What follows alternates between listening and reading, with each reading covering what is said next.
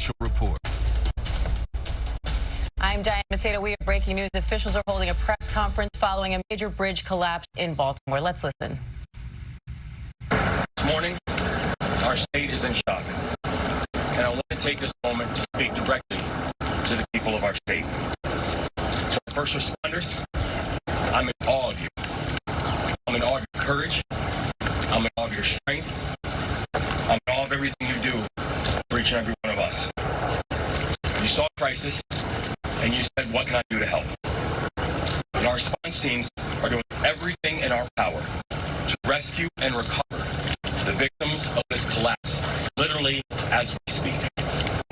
People who, as we speak, are out there are doctors, are air assets, people who right now are working to save lives. And they're doing it because the state asked. And we will update the public as the work continues. To our partners inside and outside of government, I know this has been a long night. We started coordinating immediately after the Key Bridge collapse. We've been staying together every step of the way, from our county leadership, to our city leadership, to our state leadership, to our federal leadership. And I'm grateful to call each and every one of you not just colleagues, but I'm grateful to call you friends.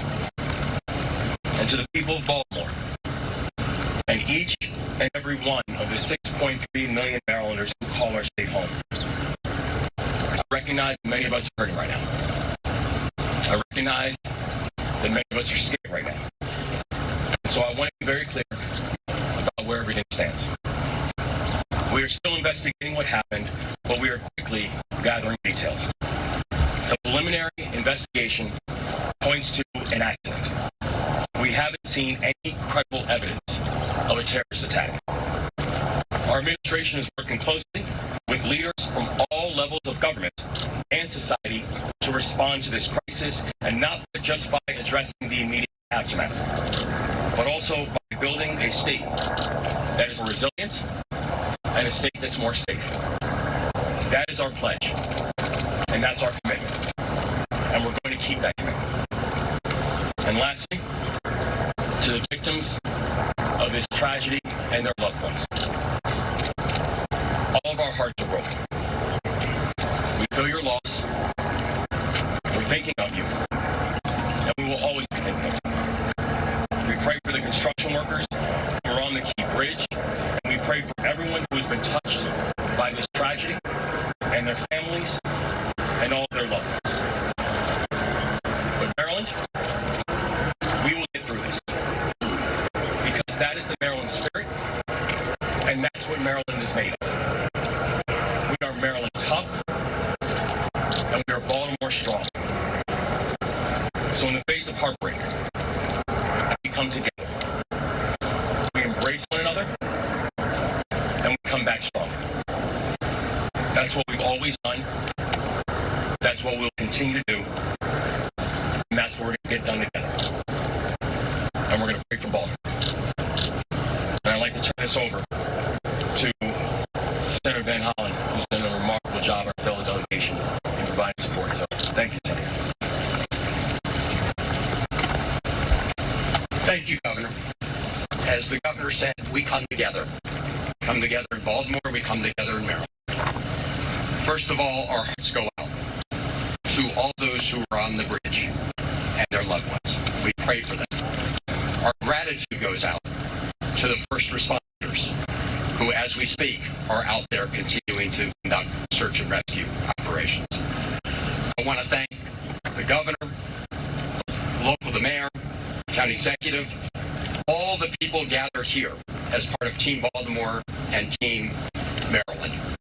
And the federal government is with them as a partner. The Coast Guard, as we speak, is also part of this mission. Coast Guard cutters, Coast Guard aviation assets. I spoke twice today with Secretary of Transportation Pete Buttigieg.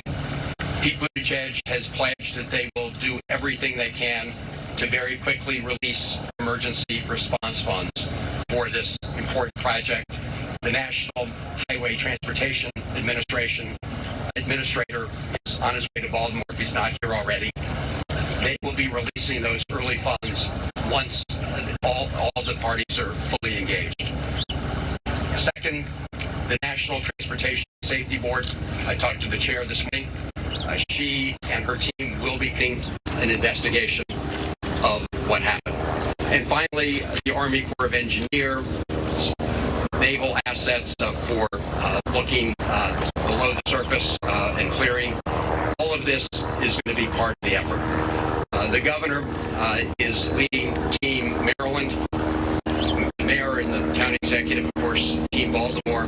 But I'm just here to say, together with Ben Cardin, Senator Cardin, and Congressman Fume and others, the federal government is your partner in this effort. Thank you, and again, to the people of our state, the people of this great city. We're with you. We love you. We will get through this together. Thank you.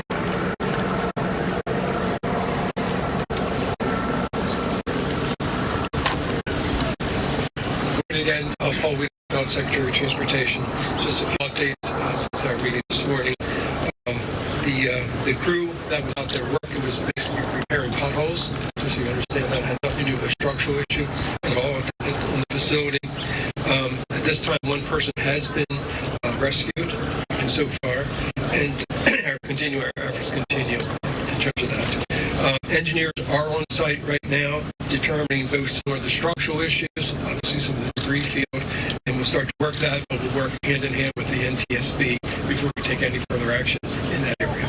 With that, I did want to introduce the FBI for a few comments as well. Hello, my name is Bill Del Bagno. I'm the Special Agent in charge of the Baltimore Field Office. First and foremost, I want to say that our hearts go out to everyone that is impacted by this tragedy, especially the victims and their families.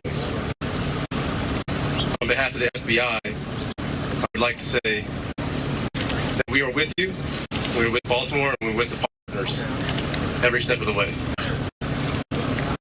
The FBI, on very first looking at and assessing this matter from an investigative standpoint, I want to be clear that there is no specific or credible information to suggest that there are ties to terrorism in this incident. The FBI has been part of this response from the beginning.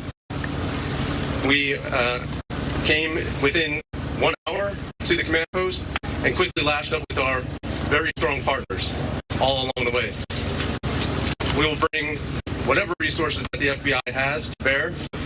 We've already brought our crisis response, our victim services, and just recently, our underwater search evidence recovery teams are on site.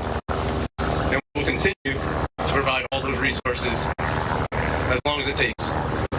And as the investigation goes on, we take it to its logical conclusion along with our partners. To the people of Baltimore, to the public, I ask you to be patient as we go through this and as information becomes available to us. And lastly, I want to say thank you. Thank you to our partners. Thank you to everyone who in the FBI and counts on the FBI. We will always bring what we need to the people of Baltimore, and we are with you. I'd next like to introduce the Coast Guard. Good morning. The Coast Guard is still actively searching at this time. We're using response boat crews from 2 of our local Coast Guard stations, one of our helo crews from the Air Station in Atlantic City, and also one of our cutter crews on one of our 87 patrol boats. We will continue to work with our local, state, and federal partners during this tragedy.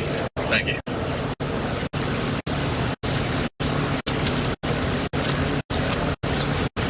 We'll take Governor, As far as you are aware, was the collapse of that bridge inevitable as that ship hit that part of the bridge? No, we're still in the process of investigating exactly what happened. So we don't have any further details about whether or not it was inevitable. But no structural issue with the bridge? No, in fact, the bridge was actually fully up to code, so we have no further information about what happened. Governor, is all shipping in and out of the port now stopped completely? And do you have any estimate very early on as to how long it will be before shipping can resume to the Port of Baltimore? Yeah, we don't have any estimates on timeline because right now our exclusive focus is on saving lives. Our exclusive focus is on search and rescue. Could you give us a better sense for the number? Because we heard, I know Mr. Wiedefeld said one had been rescued, but earlier from Baltimore we heard that 2 have been rescued. Can you tell us the total numbers we're talking about that that you're searching for, and how many have been rescued? Well, There are 8 individuals, 6 are being searched for right now. 1 is was taken to the hospital, and 1 is not in the hospital that we're speaking to. So 6 unaccounted for. Yes. And does that involve individuals that may have been in vehicles that went in the water? Do we know? We believe it's a construction. Okay, so we don't think there's anyone in vehicles in the water. We do not know. Thank you. Okay, we'll take questions right here. Take this question here. Governor, 2 questions. How quickly did you find out about what happened here, and what was your reaction when you heard the scale of what just occurred at that bridge earlier? Well, I mean, I think it was probably within minutes of everything, less than an hour, when I know that my phone first rang. And, word from the mayor of Baltimore and also from our chief of staff. And it was, we know the Key Bridge. I've ridden over the Key Bridge countless times. So many of us know the Key Bridge because it is our normal commute. This is a place that is a normal commute route for over 30,000 Marylanders every single day. And so to hear the words that the Key Bridge has collapsed, it's shocking and heartbreaking. And immediately, the first thought and the first ideas go back to what happened to the people, what was the impact on human life. But for every single one of us who are Marylanders, the words that the Key Bridge is gone, it still shakes us because for 47 years, that's all we've known. And so this is not just unprecedented from what we're seeing, what we're looking at today. It's heartbreaking. Governor, can you confirm that the crew on the ship alerted authorities that it lost propulsion and was in trouble? We can confirm that that the crew notified authorities of a power issue. That they had lost power on the ship. Was there any ability to shut down the bridge? Or is everyone take the question right, Judge?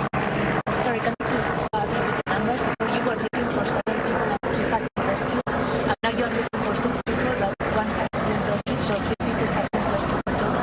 Only 2. Total of 8. Total of 8. 1 rescued in the hospital.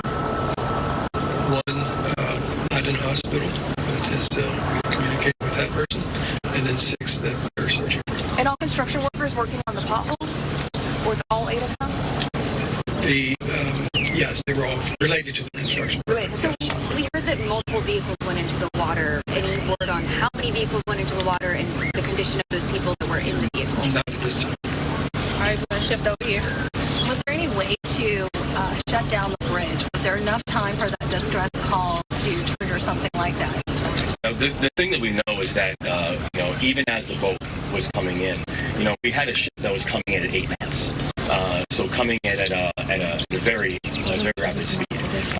We do know that the investigation is currently going on.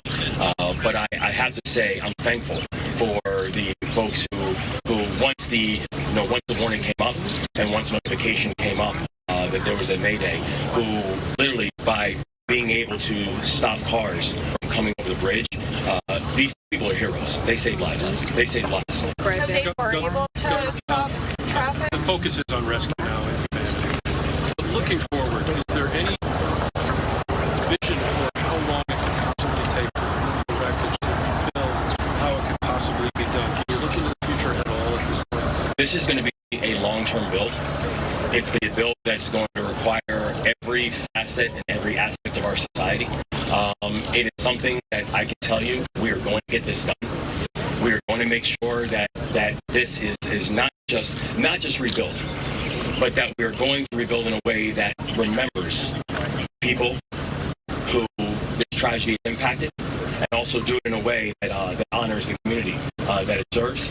But right now, I could not give you any form of estimate on timing or cost. Right now, my and all of our exclusive focus is we're just trying to save lives.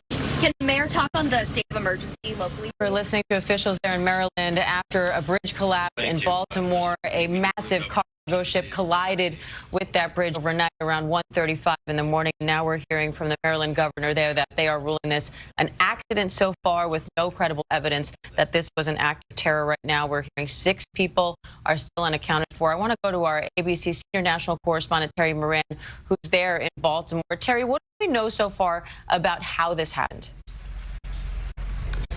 Well, Diane, as we heard in the press conferences that ABC has been reporting, it seems that this ship, the 948-foot-long Dolly, a Singapore-flagged cargo vessel, you can actually see it still stuck there in the channel, as obviously, that they lost propulsion at some point in the night. They alerted bridge officials that they had lost control of the ship, and then the collision and this steel truss bridge came down into the water. That is the working theory. There were automobiles on the bridge. There was construction going on that bridge.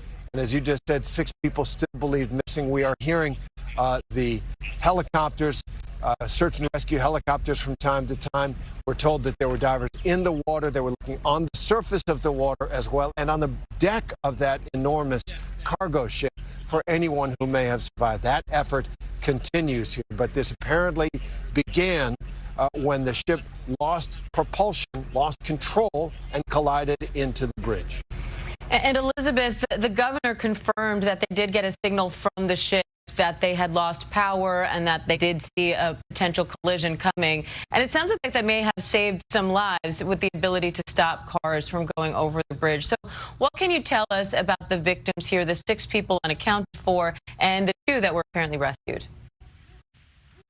And Diane, the governor's message to the victims is our hearts are broken. So as we understand it, 1 person has been rescued so far. Those 6 people are still unaccounted for. And there is a very clear effort to continue this search and rescue operation right now. I do just want to show you, Diane, the scale of this operation from where you are. You can see that the cargo ship there is stuck between the bridge that is collapsed. We have seen U.S. Coast Guard ships circling around all morning. And as Terry mentioned, there are now divers who are searching underwater. Earlier today, police said that they did get sonar activity that indicated that some of those vehicles were underwater, so that could explain part of the search. We've also seen a heavy helicopter presence here all throughout the morning. Earlier today, confidential briefing memos were obtained by ABC News indicated that the people who were on board, the crew on board, could be accounted for, but this is a very fluid situation. It has just now been a couple of hours. A lot of the search and rescue was happening in the dark, so now they're really trying to ramp this up to find the victims. Diane. And I want to bring in ABC's transportation correspondent Gio Benitez as well, because Gio, this is not only a massive bridge, it's also a vital shipping port. Talk about the impact here.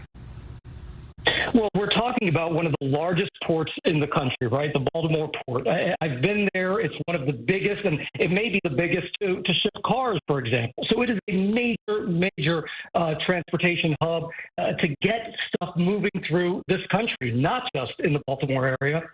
And when you're looking at this and you see these images right here that you're seeing, you can just see how big this waterway is and how important it is to this country. Right now, Diane, I think one of the big questions is going to be how this happened, right? We're talking about that loss of propulsion on this ship. When you're looking at the video that we've seen, you actually see at one point the lights turning off. So what caused the power loss? That's going to be very big for investigators right now. You're seeing that video right there with all of the lights shut off. Moments before this, just quite literally seconds before this happened, that's when the lights went off. And so clearly there was some sort of loss of power. And so that's what investigators are going to be looking at. So again, 6 people unaccounted for there after that massive bridge collapse in Baltimore when that container ship collided with the bridge. Divers are in the water now searching for those missing, and investigations are underway now to find out how this happened and the broad impact now to shipping and beyond. We will continue to stay on top of this story. Right now, we're going to return to your regular programming. For some of you, that's GMA in the West. And our coverage continues on ABC News Live and on abcnews.com. David. We'll have the very latest on World News Tonight. For now, I'm Diane Macedo in New York. Have a good day.